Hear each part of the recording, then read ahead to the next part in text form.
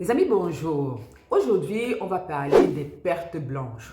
Alors, pourquoi est-ce que je parle de ça? C'est parce que j'ai remarqué sur les réseaux sociaux que globalement, les femmes sont à la chasse aux pertes blanches. C'est-à-dire que dans leur tête, il faut absolument supprimer ces pertes blanches-là.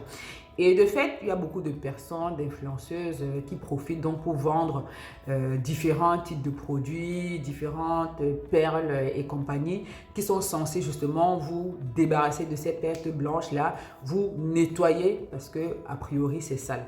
Et donc je me suis dit quand même que ce serait bien de faire un point là-dessus. Alors, la première chose, les amis, que vous devez savoir, c'est que les pertes blanches, c'est tout à fait normal. Au contraire, si tu n'en as pas, tu dois t'inquiéter. D'accord? Avoir des pertes blanches, c'est normal. Ça fait partie de la bonne santé de ton vagin. Et donc, c'est tout à fait normal. Tu n'as pas besoin d'essayer de les supprimer. C'est un peu comme la salive dans la bouche. Il n'y a personne qui essaye de supprimer sa salive qu'elle a dans la bouche, n'est-ce pas? Si tu as de la salive dans la bouche, ça veut dire que tes glandes salivaires fonctionnent normalement, tu es en bonne santé. Si ce n'est plus le cas, c'est problématique et ça va t'entraîner d'ailleurs des problèmes si tu n'as pas de salive dans la bouche. Donc c'est exactement le même principe au niveau vaginal. C'est normal d'avoir des pertes blanches. Ça, vraiment, j'aimerais qu'on soit OK avec ça.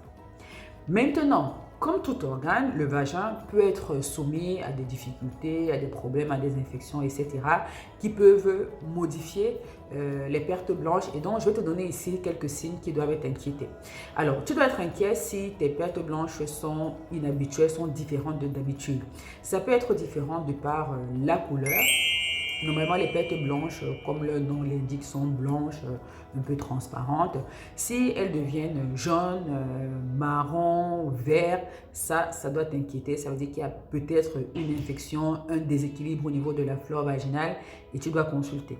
Deuxièmement, l'odeur. Normalement, l'odeur est plutôt neutre. Il n'y a pas d'odeur particulière au niveau des pertes vaginales.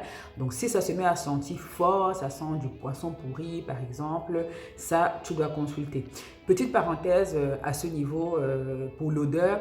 Comme je l'ai dit, l'odeur, elle est neutre. Il n'y a aucun vagin qui sent la rose ou la fraise ou je ne sais pas quoi. Donc, arrêtez aussi de chercher à mettre du parfum à cet endroit, de mettre des tampons ou des protections qui sont parfumées. Tout ce que vous allez faire en faisant ça, c'est perturber votre flore vaginale et vous créer des problèmes plus tard. Donc, arrêtez de chercher à ce que ça sente bon là-bas en bas. En plus, tous ces parfums-là, ça va intoxiquer votre partenaire, ça va réveiller ses allergies, etc. Donc, franchement, laissez-le tranquille. Facilitez-lui la tâche, d'accord? Donc, on a parlé de la couleur, de l'odeur. Maintenant, on va parler aussi de la consistance. Si vos sécrétions sont beaucoup plus abondantes que d'habitude, sont un peu comme du lait caillé, sont inhabituelles par rapport à d'habitude, ça veut dire qu'il y a peut-être un problème, vous devez consulter. Et enfin, si vous avez des symptômes, si vous avez des démangeaisons, si vous avez des brûlures, si vous avez des douleurs, peut-être que vous avez mal quand vous avez des rapports sexuels, voilà les choses qui doivent vous dire, ah bah tiens, il y a peut-être un problème, je dois consulter. En dehors de ça, vos pertes blanches, vous les laissez tranquilles.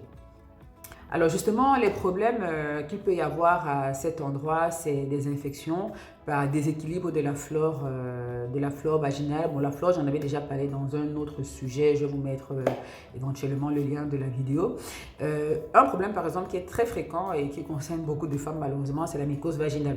En général, ça se reconnaît très facilement. Le symptôme qui est souvent présent en première ligne, c'est les démangeaisons. Donc, si vous avez des démangeaisons et qui s'accompagnent parfois de pertes blanches qui sont justement un peu plus abondantes, comme du lait caillé, ça, c'est une mycose. Donc ça, en général, ça se soigne très facilement avec des antimycosiques que vous pouvez prendre directement à la pharmacie. Si ce n'est pas une mycose, si vous avez d'autres symptômes, il faut absolument consulter parce que ça veut dire que c'est peut-être une infection bactérienne. Ça nécessite donc qu'on fasse un prélèvement pour identifier la bactérie en question, pour vous traiter de façon adéquate. Et ensuite, après le traitement, on fait un contrôle pour vérifier que la bactérie est bien partie parce que, comme toute bactérie, il peut avoir des résistances. C'est super important ça. Avant d'aller prendre des ovules ou des machins, d'acheter n'importe quoi, vous prenez des choses, vous n'avez même pas d'abord de diagnostic. Vous ne savez pas ce que vous avez, vous n'avez pas fait de prélèvement, mais quelqu'un vous dit que ça va vous soigner. Elle soigne quoi? Je ne comprends pas. C'est important de faire un prélèvement, d'avoir un diagnostic approprié, de soigner et de vérifier que la bactérie est bien partie parce qu'il y a beaucoup de femmes aussi qui négligent comme ça leur intimité et qui se retrouvent en train de choper par exemple un chlamydia Le chlamydia, il n'est pas toujours symptomatique. Parfois, il est symptomatique, parfois pas. Et donc, elles ont peut-être quelques petits symptômes. Elles prennent un truc au bord du quartier. Là, ça soulage pendant un moment, mais ça ne traite pas définitivement. Ensuite, donc, il va aller au niveau des trompes, boucher les trompes. Et on va se retrouver avec des problèmes de conception à cause d'un chlamydia qu'on a négligé. Donc, vraiment, votre intimité, franchement, ce n'est pas à confier à n'importe qui sur les réseaux sociaux. Prenez-en bien soin. Et surtout, moi, j'insiste. Moi, je dis, on ne soigne pas ce qu'on ne sait pas. Hein. Si vous avez un problème, allez consulter. On vous fait un diagnostic, on vous suit et on vérifie que tout est clair.